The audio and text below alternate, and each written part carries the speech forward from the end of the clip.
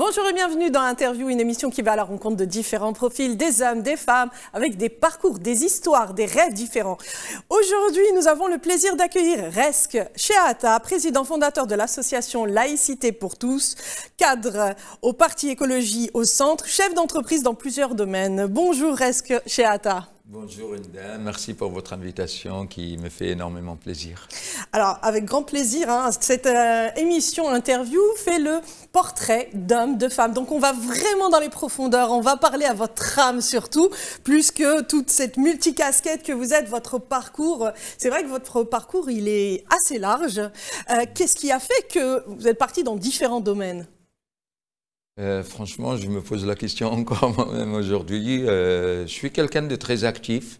Je ne peux pas supporter de rester sans rien faire. Ouais. Et du coup, j'ai ma tête qui est pleine de projets, plein de projets de rêves, de projets professionnels et surtout avec une envie éternelle, envie de rendre service à mes semblables. Ouais. Du coup, tout ça me pousse à travailler dans plusieurs domaines qui me plaisent et en même temps à me retrouver moi-même comme ça. Donc vous avez envie justement de servir autrui. Vous êtes président de l'association Laïcité pour tous, mais je sais qu'on vous voit aussi beaucoup dans les dialogues interreligieux. Vous êtes toujours présent ? Tout à fait, parce que je trouve la laïcité, elle est là aussi pour qu'elle soit un facteur de paix pour toutes les religions. Que la liberté de culte, chacun, il fait comme il le plaît, à partir du moment où ça reste dans le cercle privé et n'imposer rien aux autres. Oui. Du coup, moi je suis ouvert sur toutes les religions. Moi-même, je suis né dans le quartier juif du Caire il y a 65 ans. Ce quartier, il avait vraiment quelques qualités que tout le monde vivait dedans. Il y avait des familles musulmanes, des familles chrétiennes et puis des familles juives. Et on était tous ensemble à fêter nos fêtes, à sortir, à faire des activités ensemble. Et c'est vraiment un moment qui a resté imprégné dans mon cœur jusqu'aujourd'hui. Oui, c'est quelque chose les valeurs humaines, les valeurs de fraternité, de solidarité, de partage, en fait, dans ce quartier-là où tous vivaient en paix. Tout à fait. Ce quartier, qui est le quartier de Gamaliya, qui a sorti quand même des personnalités énormes en Égypte, comme le prix Nobel de la littérature, Naguib Mahfouz. Le président actuel d'Égypte, il est sorti de ce même quartier Gamaliya. Le président Gamal Abdel Nasser a vécu à 100 mètres de chez moi là-bas. Donc c'est un quartier quand même qui est historique et c'est le Caire ancien en fait. C'est le Caire ancien, la naissance du Caire, c'était dans ce quartier-là. Oui, et c'est ce qui fait sa richesse aussi, cette multiculture. Oui. D'ailleurs, vous êtes beaucoup dans la culture aussi.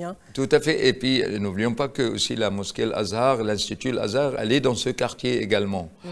Donc, franchement, j'ai eu toutes les cultures. J'ai eu la chance d'avoir toutes les cultures religieuses et la culture tout court. Par exemple, les cinémas égyptiens et les écrivains et l'époque où vraiment l'Égypte, elle avait une renaissance énorme. Quels sont justement les comédiens, les artistes égyptiens qui vous ont le plus inspiré dans votre vie? Écoutez, moi, bien sûr, les anciens, à l'époque de Noir et Blanc, c'était des grands acteurs. On peut parler d'Abdelhaim Hafiz, bien sûr, à l'époque du Noir et Blanc, de Hussein Riyad, de Rojdi Abaz, de plusieurs acteurs. Mais moi, ce qui vraiment, je n'hésiterai pas à dire, parce que c'est mon ami, c'était un ami très intime.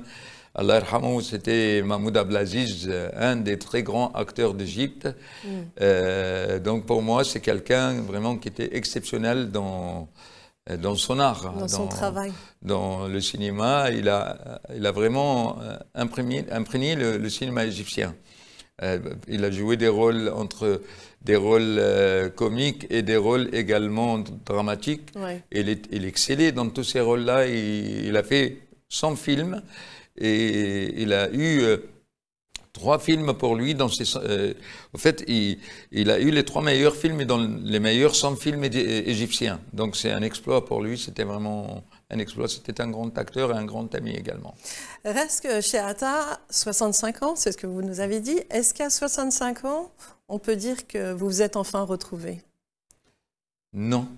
Non, toujours pas? Toujours pas. Je pense que jusqu'aux dernières respirations, je continue à me retrouver, à chercher, à travailler, à produire, parce que pour moi, j'ai pas de retraite.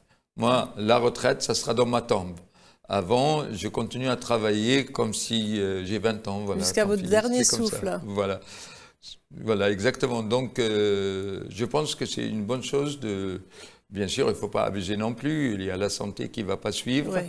Mais on peut toujours donner, c'est comme ça, Dieu, Allah nous a créés comme ça, et moi, je suis partant à travailler tout le restant de ma vie, quoi. Voilà.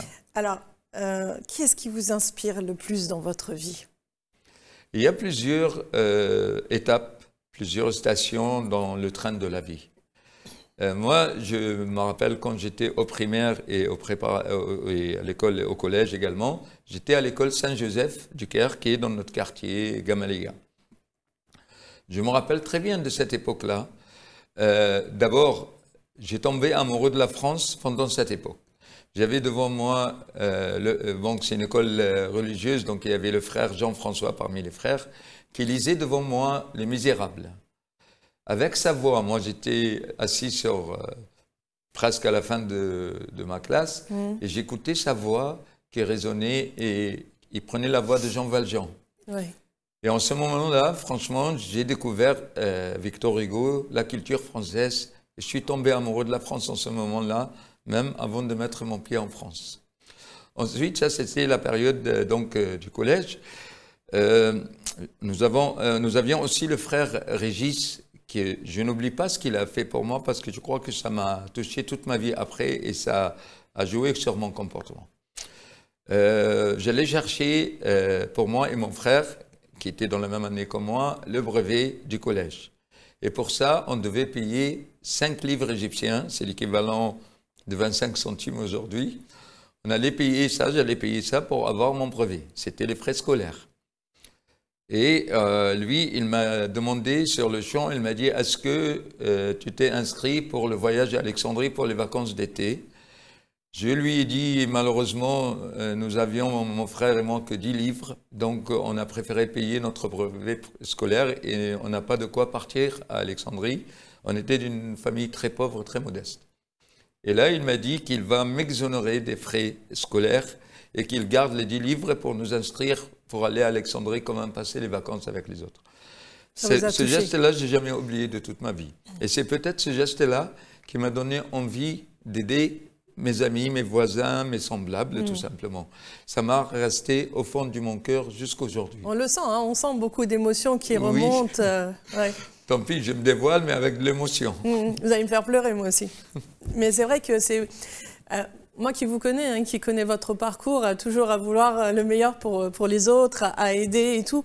Je pense que c'est ça, hein, des personnes dans votre vie, là c'était dans votre enfance, qui vous ont donné l'inspiration de faire le bien.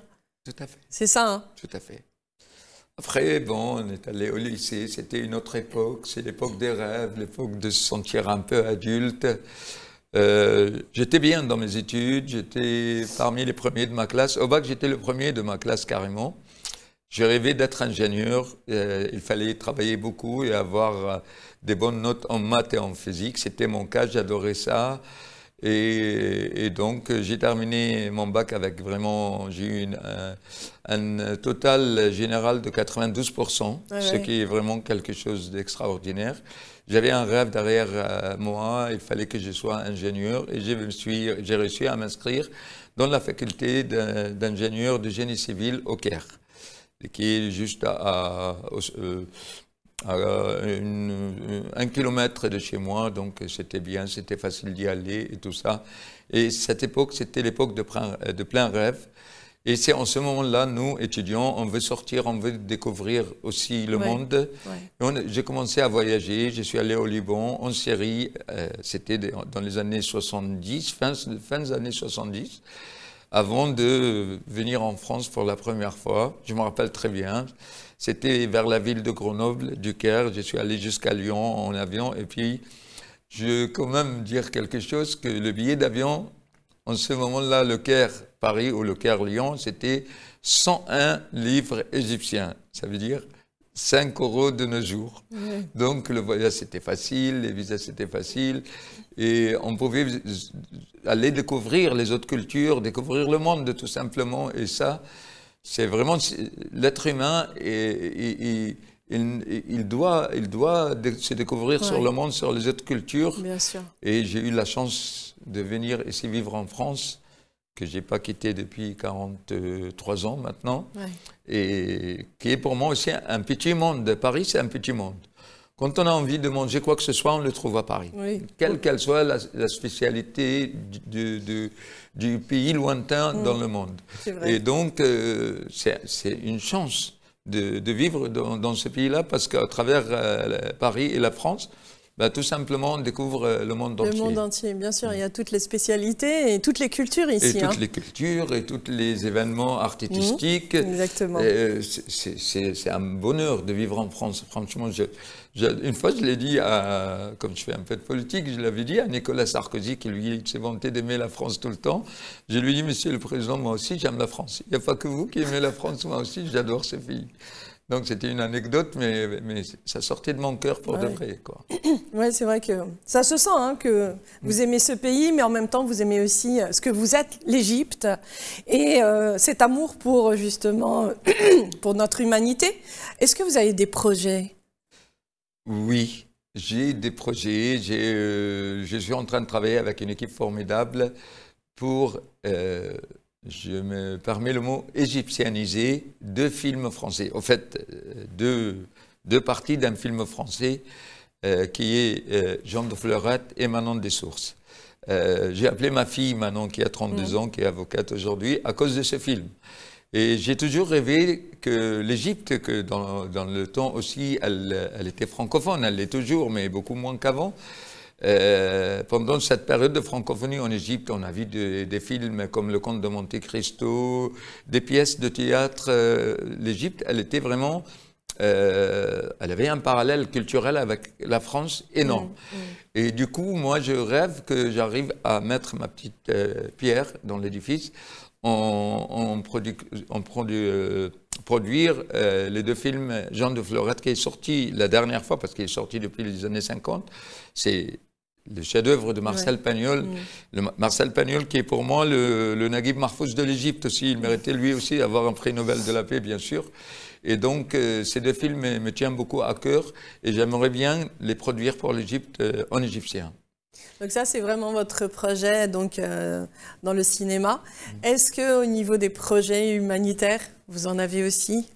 Bien sûr, on continue toujours à savoir comment on peut aider pour le problème. Vous êtes très bien placé pour le savoir et pour le faire, et vous êtes un exemple pour nous. Mais oui, je continue. Par exemple, beaucoup d'Égyptiens ont besoin de l'aide, par exemple, parce qu'ils ne parlent pas justement français. Je l'invite d'ailleurs d'apprendre la langue, de s'ouvrir sur la culture française et tout ça. Quand ils ont certains problèmes avec l'administration, avec l'État, je suis toujours là pour aider. Par exemple, il y a un frère qui a perdu son frère. Il avait sa carte de séjour qui n'était pas, qui est arrivée à sa fin. Il ne pouvait pas partir enterrer son frère en Égypte et sans renouveler sa carte de séjour. J'ai intervenu pour lui, j'ai écrit au ministère de l'Intérieur. On a obtenu gain de cause, il a réussi à partir avec son frère, et puis il est revenu, il a trouvé sa carte de séjour qui l'attend. Donc ce genre de petits gestes comme ça qu'on peut aider ceux qui tout seuls n'arrivent pas à s'aider à cause de la barrière de la langue. Mais dans plein de domaines comme ça, on se réunit de temps en temps. Pas que la communauté égyptienne, bien sûr, mais la communauté arabe en général. Et ça, il le faut, c'est merveilleux. D'abord, entre parenthèses, un grand chapeau pour le Maroc qui nous a honorés tous en allant jusqu'à la 4e place d'une Coupe du Monde. moi, je n'ai jamais vu ça depuis mon enfance et donc c'est un cadeau, c'est une surprise extraordinaire. Bravo le peuple marocain, bravo avec un coach marocain qui arrive à ce niveau-là et on aurait pu avoir la 3e place ou même la coupe. Mais c'est bien, ça c'est des exemples. Nos jeunes ont besoin de ces exemples-là pour avancer. Oui, bien sûr. Et donc du coup, franchement, on est toujours là pour aider et ça fait partie de nous, au fait. Ça fait partie de nous. On est heureux quand on voit la reconnaissance dans les yeux des autres. Bien sûr. Ça donne vraiment un bonheur inestimable. Hein. Reste chez Atta, c'est déjà la fin de cette émission. Un dernier message pour ceux qui nous regardent. Ben, un dernier message. Il faut vraiment se battre pour réussir. On ne peut pas réussir. Dans la vie, il y a des moments d'échec et des moments de succès. Et il n'y a personne qui a du succès à 100%, il n'y a personne qui a du échec à 100%. Et moi, je dis aux jeunes, battez-vous en aimant la France. Et elle va vous donner ce que vous allez vous donner. Vous êtes la jeunesse. Et la France, elle a besoin de cette jeunesse-là. N'égarez pas vous derrière des idées qui ne sont pas les bonnes. Battez-vous, vous allez réussir. Et nous, on veut vous voir avec beaucoup de succès, avec beaucoup de situations, et vous pouvez le faire. Vous pouvez le faire. Voilà. Merci beaucoup. Merci beaucoup, à vous, chez Atta, de nous avoir dévoilé votre intimité, de nous avoir émus aussi avec ces souvenirs d'antan. Mais les beaux souvenirs comme ça et les beaux exemples doivent être partagés. Merci beaucoup. Merci à vous. Merci à vous de nous avoir suivis sur Interview. Je vous dis à très bientôt.